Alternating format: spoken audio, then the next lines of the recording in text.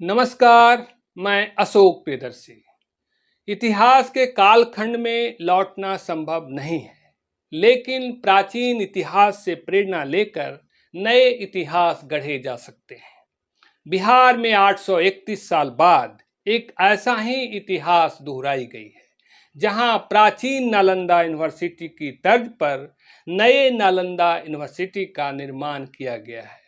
हालांकि नया नालंदा यूनिवर्सिटी प्राचीन नालंदा यूनिवर्सिटी का विकल्प नहीं हो सकता, लेकिन प्राचीन यूनिवर्सिटी की प्रेरणा से इसे फिर से स्थापित किया गया है, ताकि इसके गौरवशाली अतीत से देश और दुनिया को फिर से परिचित कराया जा सके। लेकिन आप जो नए यूनिवर्सिटी देख रहे हैं, ये कोई पल भर की सोच और प्रयास का नतीजा नहीं है।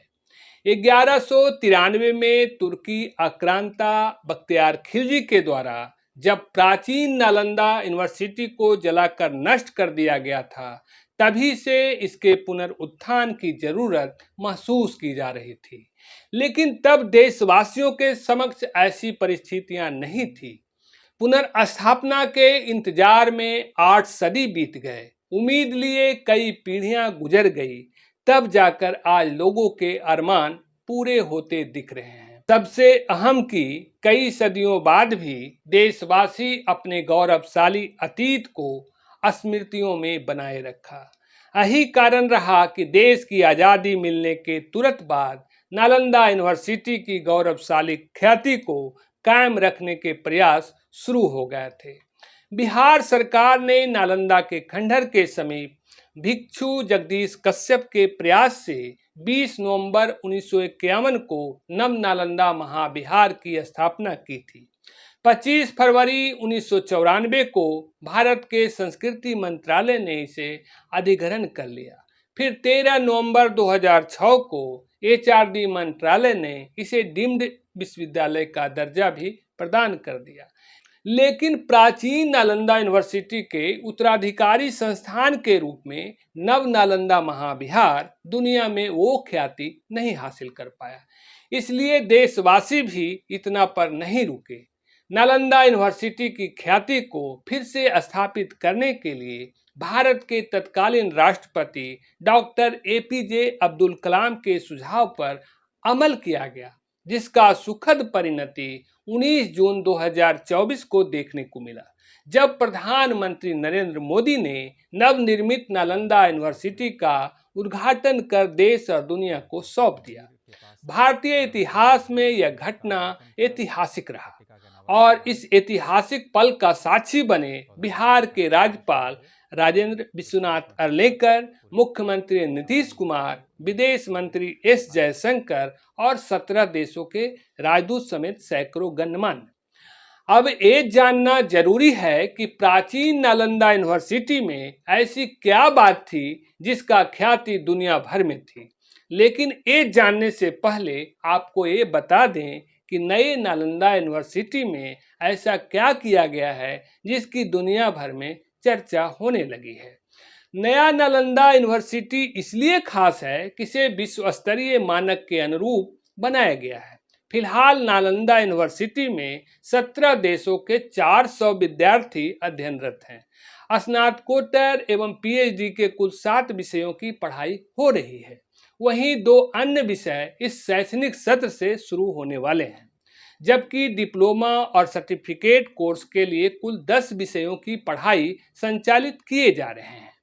नालंदा यूनिवर्सिटी करीब 455 एकड़ भूभाग में बनाया गया है, जिसमें 221 संरचनाएं हैं। यह करीब 1750 करोड़ की लागत से बनी है।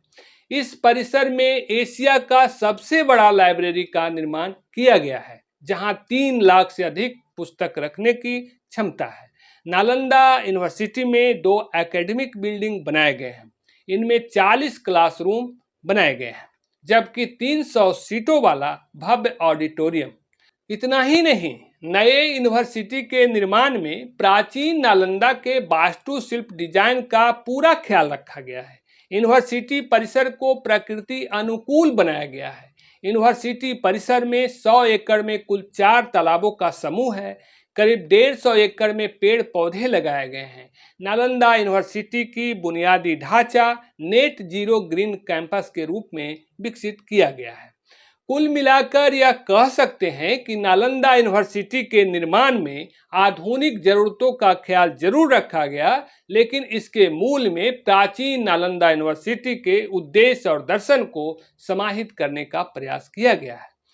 इस भव्य यूनिवर्सिटी की रूपरेखा आर्किटेक्ट बीबी जोशी ने तैयार किया था। हालांकि इस नए यूनिवर्सिटी को पूरी तरह से आकार लेने में करीब 18 साल का वक्त लग गया।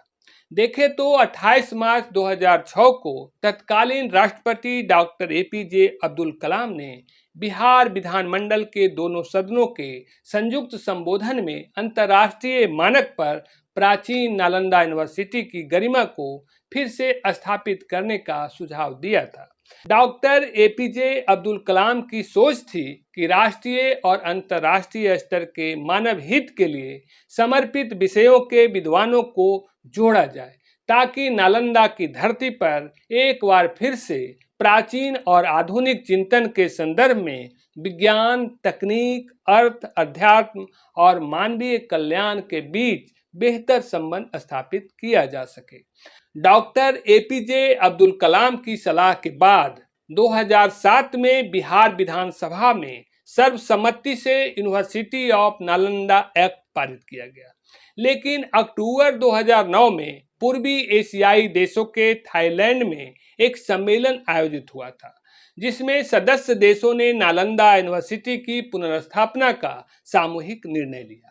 इसके बाद नालंदा को केंद्रीय यूनिवर्सिटी के रूप में विकसित करने का फैसला लिया गया। तब विदेश मंत्री प्रणब मुखर्जी थे, जो बाद में राष्ट्रपति भी बने। प्रणब मुखर्जी को नालंदा यूनिवर्सिटी विधेयक 2010 बनाने का जिम्मा सौंपा गया था, जिसे लोकसभा और फिर राज्यसभा से पारित किया गया। यूनिवर्सिटी ऑफ नालंदा के गवर्निंग बॉडी में केंद्र और राज्य सरकार के अलावा मलेशिया, सिंगापुर, चीन, Burma, Japan, Indonesia, Thailand, Cambodia, Sri Lanka, Tibet, Vietnam, Laos समेत सभी बुद्धिस्ट और पार्टिसिपेटिंग देश सदस्य बनाए गए। तय हुआ कि इसका संचालन पब्लिक प्राइवेट पार्टनरशिप की तर्ज पर होगा। सदस्य देश भी सहयोग करेंगे, लेकिन मेजबान देश होने के कारण भारत सर्वाधिक राशि खर्च करेगी।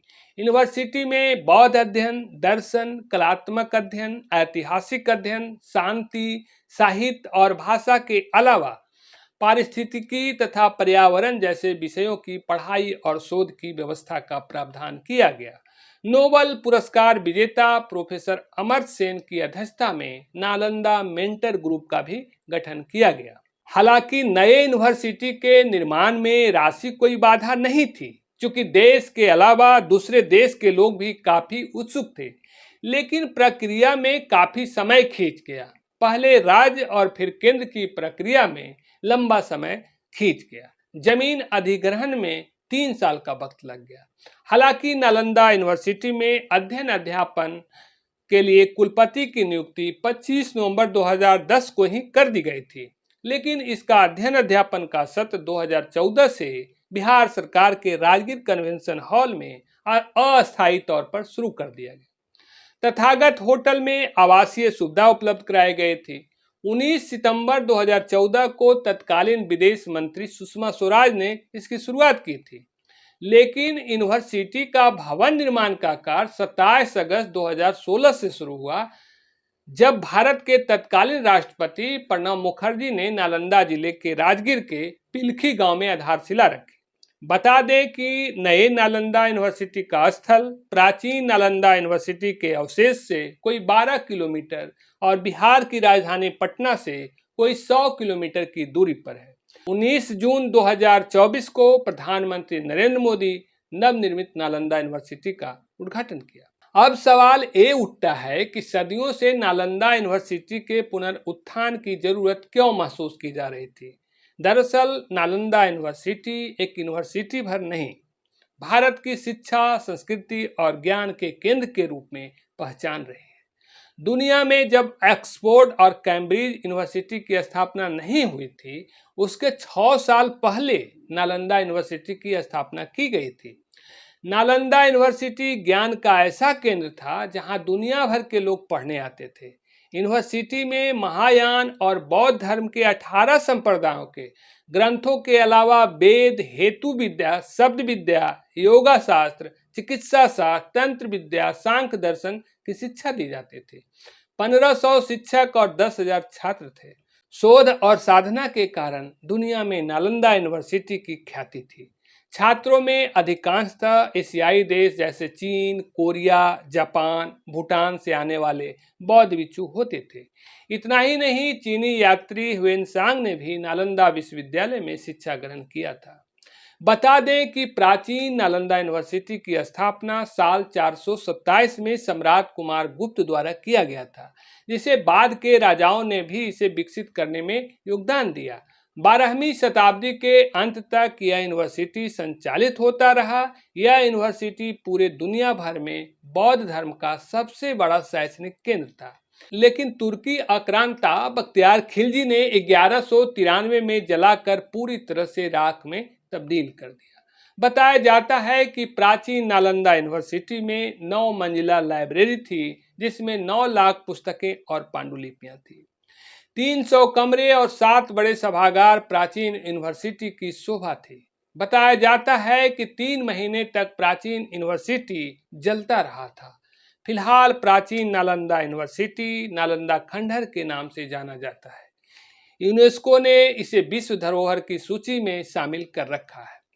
प्राचीन नालंदा यूनिवर्सिटी की गरिमा का अंदाजा आप इस बात से लगा सकते हैं कि 1966 में भारत सरकार ने लाओस के राजकुमार बोंग स्वांग को उनके सम्मान में दिल्ली यूनिवर्सिटी की मानद उपाधि देने का पेशकश किया था। तब राजकुमार ने किसी नालंदा यूनिवर्सिटी की मानद उपाधि की इच्छा जताई थी। लिहाजा तत्कालीन सरकार ने प्राचीन नालंदा यूनिवर्सिटी के उत्तराधिकारी संस्था के रूप में स्थापित नव नालंदा महाविहार की मानद उपाधि प्रदान की थी। इसे पाकर राजकुमार ने काफी प्रसन्नता जाहिर की थी। यही नहीं, missile man doctor APJ Abdul Kalam ने नालंदा यूनिवर्सिटी का विजिटिंग प्रोफेसर बनने की बात कही थी जब वे राष्ट्रपति थे।